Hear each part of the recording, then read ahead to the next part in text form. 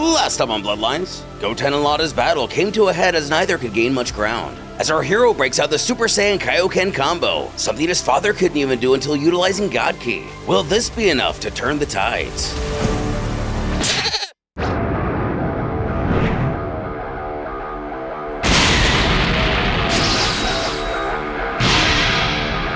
It infuriates Lada that her opponent thought that was enough to put her down.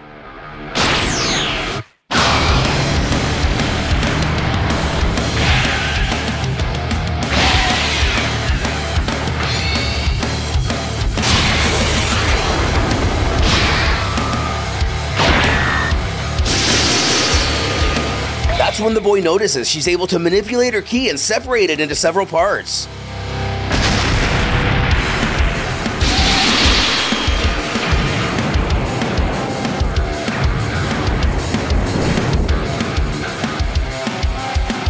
Satisfied with her affront, she ironically laughs to herself that he better stay down this time, even letting herself get a little audible with her excitement.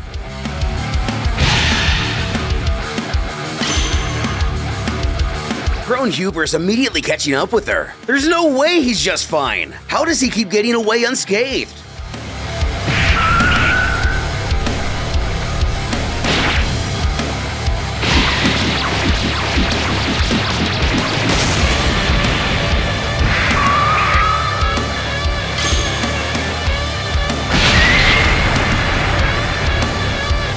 Our young Saiyan is over this battle. He wants to end it right here. Kame! Kame! Ah!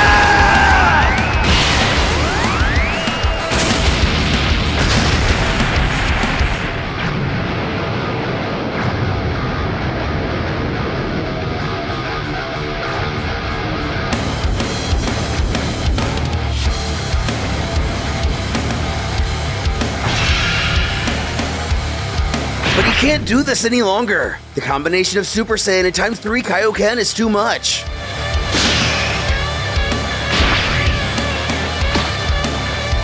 Fortunately, his body doesn't explode like a jibby 90s sprite like King Kai warned Goku about.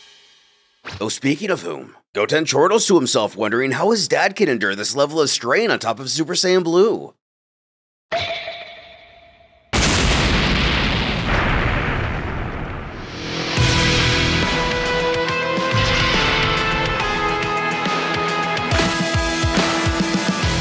She arises from the smoke with a 1,000-yard stare. She has to give it to him. He got her on the back foot with that blast. He looks exhausted though. Where are the fireworks? No blonde hair? No fierce red aura?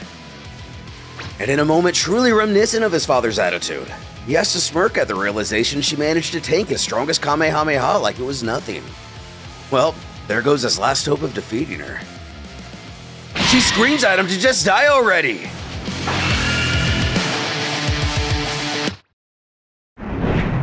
At the lookout, Tien trembles in his unconsciousness, remembering the fight. Before springing awake, Ludende warns him to take it easy. He's been through a lot. Finishing his thought, Chaozu, where is Chaozu? Piccolo steps over, content seeing who's able to be stabilized. Ultimately, he'll recover in full. Though the Guardian disappointedly tilts his head, admitting he was unable to heal him anymore. Those injuries are unfamiliar to him. Tien tries to explain that they took them both by surprise. But who is Goten fighting right now? He doesn't recognize that ki. Before collapsing again. Yamcha tells him not to worry about it. But if he's not sleeping again, can he at least fill him in on what happened?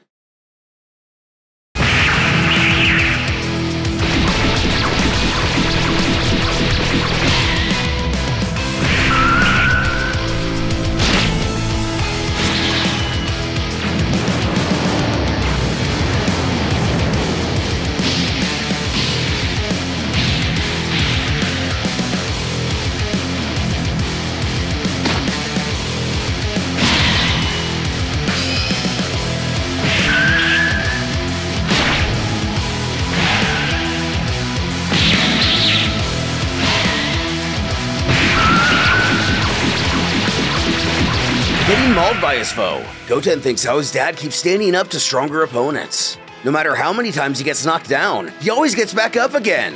Always! They're never gonna keep him down. What would Goku do? What should Goten himself do? How does he keep fighting when his hope is dwindling away? How does his dad do it? How does he protect everyone? Reflecting inwardly, he thinks he gets it now. His dad is what it means to go beyond, to risk it all.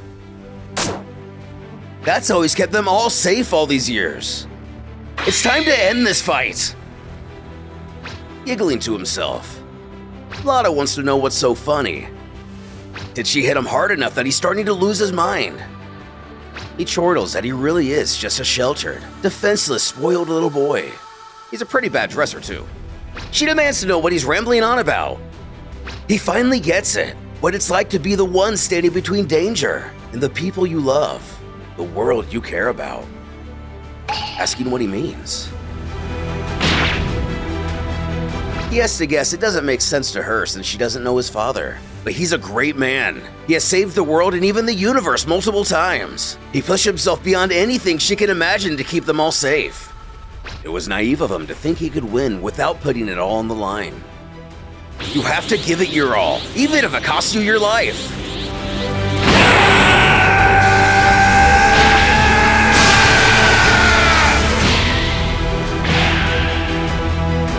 But throwing his life away to protect others, he's quite the interesting boy.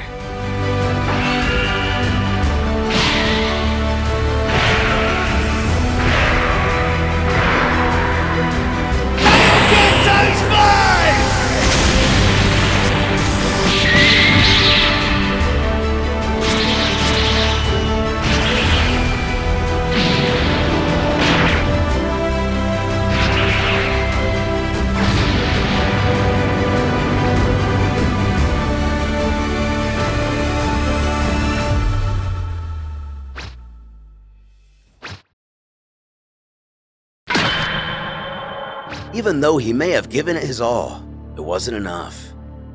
Lada snickers to know if that truly was his last move. Looks like he's finally down.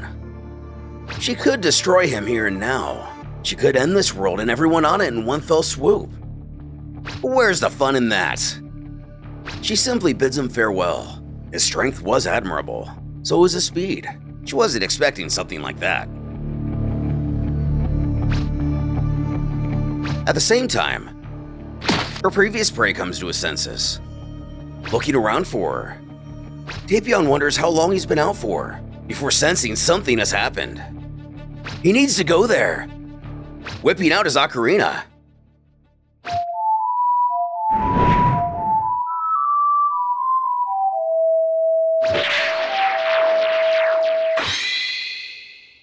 He only hopes he's not too late. Both of their key signatures are extremely weak. While we can speculate he means Goten and Lada, is it also possible he can mean Tien and Chaozu? Way up high, Dende inquires of Piccolo if they're Saiyan allies okay, and if he means to ask if Goten is still alive. The answer is yes, but he was defeated, not by her but by his own stamina drain. Yamcha scoffs that he specifically warned him against stacking Kaio-ken on top of Super Saiyan. The additional stress it puts on the body is tremendous. Getting lost in his sauce for a moment, Piccolo smirks. But he did it anyway. Does that remind him of someone else he knows? And it does, causing the Wolf Bandit to let out a laugh.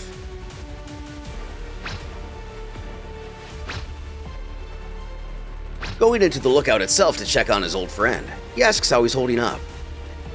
Namekian also enters. He questions if the one Goten just fought was the same one responsible for what happened to his dojo. But no, she wasn't there. There were two of them. They took him all by surprise. They didn't have time to react. His students were no match for him. Did they say anything? Anything at all that could give them a hint where to look? And one of them mentioned some kind of crystal? A relic, as they called it. They said it would help them unleash their fury on the universe. Crystal. This calls back to the reason Lada's here. She claimed to be searching for a relic. The demons, or Hosarians. That's what the guy who fought Yamcha earlier was. He claimed Yamcha had stolen something from him who was very oblivious to what he was talking about.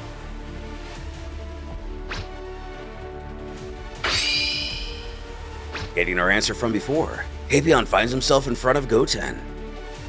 He wants to know what he's doing out here, and what happened to his wounds.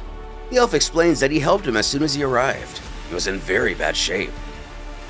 But Lada, she could have finished him off, but didn't. Not answering this immediately, he tells him to follow. They must hurry and tell the others about what happened.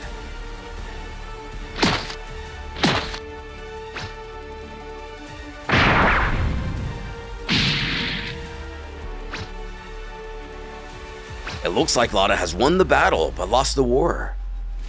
As these two mysterious creatures approach her, a couple of helpful strangers, the xAetherAeonx, or something much more sinister.